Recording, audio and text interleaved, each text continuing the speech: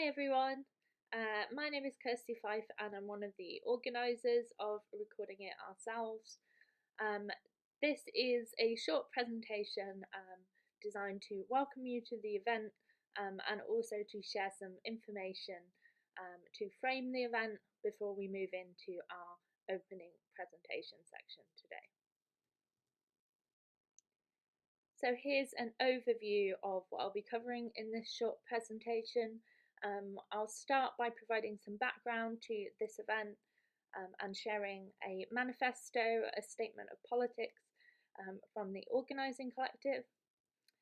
Then I'll provide some basic on-the-day information about how the day will run and the obligatory housekeeping part of the introduction. Following this, I'll summarise our Safer Spaces agreement and make clear how you can contact us as an organising committee if there are any issues on the day. And finally, I will share ways to interact with each other as attendees. So the next slide shares some information from our manifesto. Around this time, I will post a link in the chat so you can all view this in detail. So firstly, some background to us as a collective.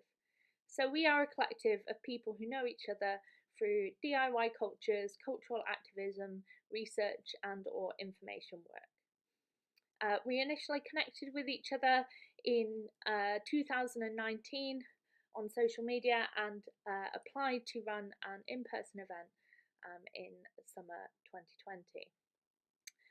In order to apply for funding, we approached the Centre for Critical Heritage Studies small grant scheme at UCL and were awarded a sum of money to run this event. Following the onset of the global pandemic, we were able to adapt our funding bid to deliver the event online.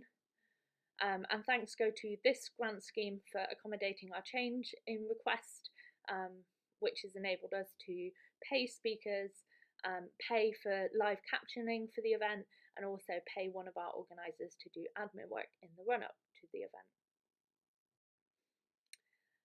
So these are the politics that we share as a collective, which frame how we've worked together and also how we have programmed this event. So we all engage with information, archiving and heritage as a political practice and a form of activism. We do not believe that collections, archives and histories are or ever were objective and neutral in any way. We acknowledge that professional standards and practices are often rooted in white supremacy and colonialism, and instead we advocate for community-led models of classification and description in information work.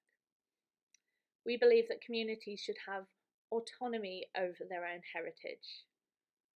And finally, we believe that information work is not only done by people in paid, salaried work, and we reject the binary between amateur and professional forms of information work. So moving on, I will share some basic information about how the day will work, including some simple housekeeping information. So firstly, what I'll be doing around this time is posting a link to the full programme in the chat so you can see what's coming up today. And these bullet points just go through what you can expect to happen as part of each section. So the day splits up into a number of sections or panels. The first and last panel are just one speaker, and the other panels are 2 to 3 different speakers, each delivering a talk. So in each panel, one of the organisers will begin by introducing the speaker and talk or talks. Following this, the speaker or speakers will deliver their talks one after the other. During talks, you may hear a small noise like a phone timer going off in the presentation, and this is the organiser signalling that there's about 5 minutes remaining of the talk time. So you can follow a talk in a section by listening to a presentation, and there is also the opportunity to ask questions. So to do this, you can type a question into the Q&A panel of the webinar. So once all of the talks in a panel have been delivered, the organiser or chair will then ask the speaker or speakers some of the questions from the Q&A section. So any questions that you have asked during the talks. Following this, the organiser will draw that section to a close. Between each panel or section of the day, there is a break. We are strong advocates of breaks being kept to, a break from the screen being an accessibility need.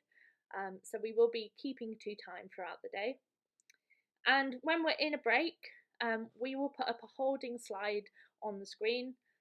And you can either, as an attendee, stay logged into the event and there'll be no talking, or you can leave the event and rejoin using the same link for the next section, depending on your own needs. So we acknowledge being on Zoom all day is hard, and you might need to dip in and out depending on your own capacity as well. So I'm now going to run through our Safer Spaces agreement. Around this time, I will also post a link in the chat to the website for this.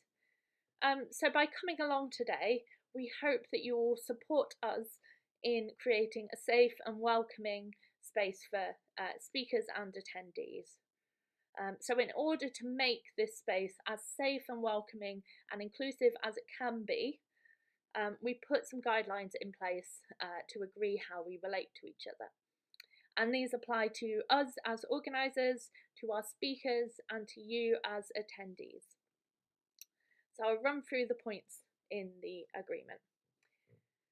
So everyone attending this event shares different backgrounds, skills, interests, values, and experience.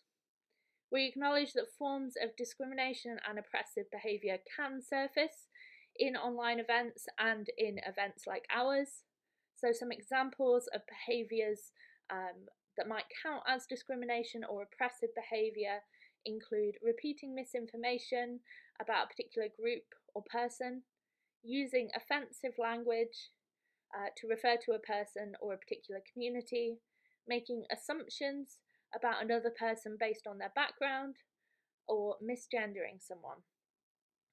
So as a group of people together today, we hold each other responsible for our behaviour, and we make space to listen to each other if anyone speaks out and is affected by these behaviours.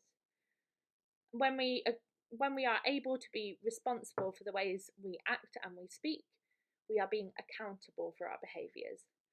And as a result, we often need to change, reflect and change our behaviours in the future.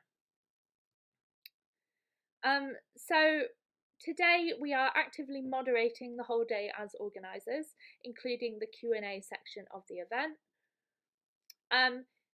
Because there's a limited amount of us and a large amount of you, we've made the decision to disable the chat and to encourage interaction through other forms, which I'll share in a minute.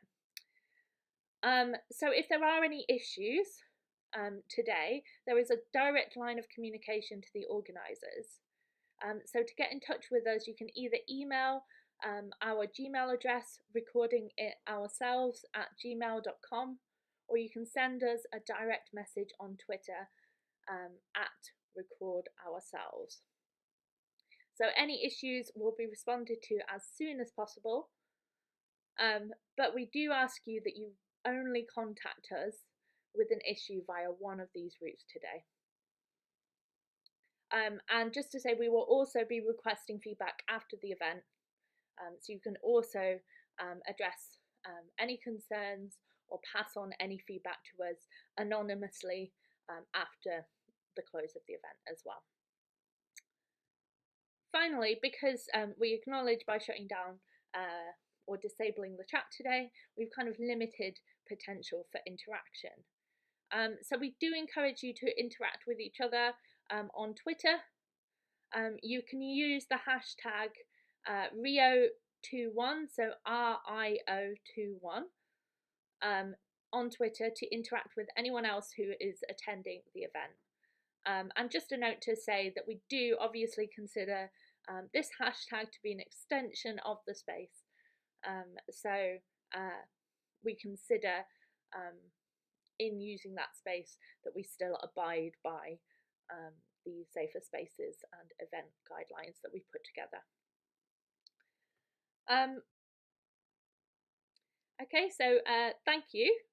And I hope that wasn't too much information for this early in the morning. We hope you enjoy the rest of the day, and we're going to look forward to hearing the talks ourselves and to hearing your thoughts on Twitter as we go through.